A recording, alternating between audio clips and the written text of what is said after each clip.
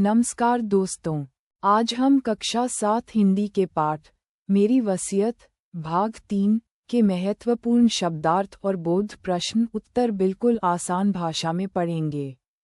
आइए शुरू करते हैं। शब्दार्थ मुमकिन, संभव, जो हो सके, कीमती, मूल्यवान, बहुमूल्य, तबका, वर्ग, श्रेणी या समाज का हिस्सा, कामयाबी, सफलता, जीत, एहसान, उपकार, भलाई, शरीक, शामिल, सहभागी, बेशुमार, अनगिनत, अत्यधिक, ताल्लुक, संबंध, वास्ता, ख्याल, विचार, ध्यान, रस्में, रीति रिवाज, परंपराएं, साबित, प्रमाणित, सिद्ध, पौराणिक, प्राचीन कथाओं या पुराणों से संबंधित स्मृतियाँ, यादें, मोहब्बत, प्रेम, स्नेह, आहिस्ता, धीरे धीरे, दरख्वास्त, निवेदन, प्रार्थना, फक, गर्व, अभिमान, सिलसिला, क्रम, श्रृंखला, आकांक्षा, इच्छा, चाहत, अभिलाषा, कद्र, सम्मान, मूल्य, समझना, विरासत, उत्तराधिकार, जो पूर्वजों से मिले। बोध प्रश्न एवं उत्तर प्रश्न।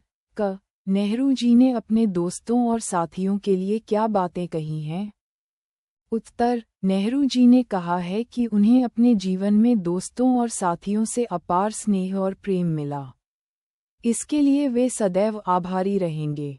उनके अनुसार मृत्यु के बाद भी देशवासियों और साथियों का प्यार ही उनकी सबसे बड़ी थाती पूंजी रहेगा। प्रश्न ख गंगा नदी से नेहरू जी की कौन कौन सी भावनाएं लिपटी हुई हैं? उत्तर, नेहरू जी की बचपन से ही गंगा नदी के साथ अनेक स्मृतियां और भावनाएं जुड़ी हुई हैं। गंगा उनके लिए भारत की प्राचीन संस्कृति, सभ्यता, सुख दुख और निरंतर बहने वाले जीवन का प्रतीक है। यह उन्हें भारत के गौरवशाली अतीत की याद दिलाती है और भविष्य से जोड़ती है। प्रश्न ग नेहरू जी ने विभिन्न समय और मौसम पर गंगा का मनोहारी चित्रण किस प्रकार किया है? उत्तर, सुबह के समय उगते सूर्य की किरणों में गंगा सुनहरी और चमकदार दिखाई देती है। शाम के समय गंगा का रूप शांत, गंभीर, रहस्यमय और कुछ उदास सा प्रतीत होता है। सर्दी के समय कोहरे से ढकी गंगा अत्यंत शांत, शीतल और भव्य दिखाई देती है।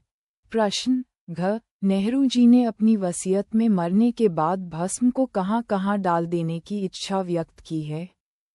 उत्तर, नेहरू जी ने इच्छा व्यक्त की कि उनकी मृत्यु के बाद उनके शरीर का दाह संस्कार किया जाए। उनकी मुट्ठी भर भस्म इलाहाबाद, प्रयागराज में गंगा नदी में प्रवाहित की जाए तथा शेष भस्म को विमान से भारत के उन खेतों में बिखेर दिया जाए जहां देश के मेहनतकश किसान परिश्रम करते हैं।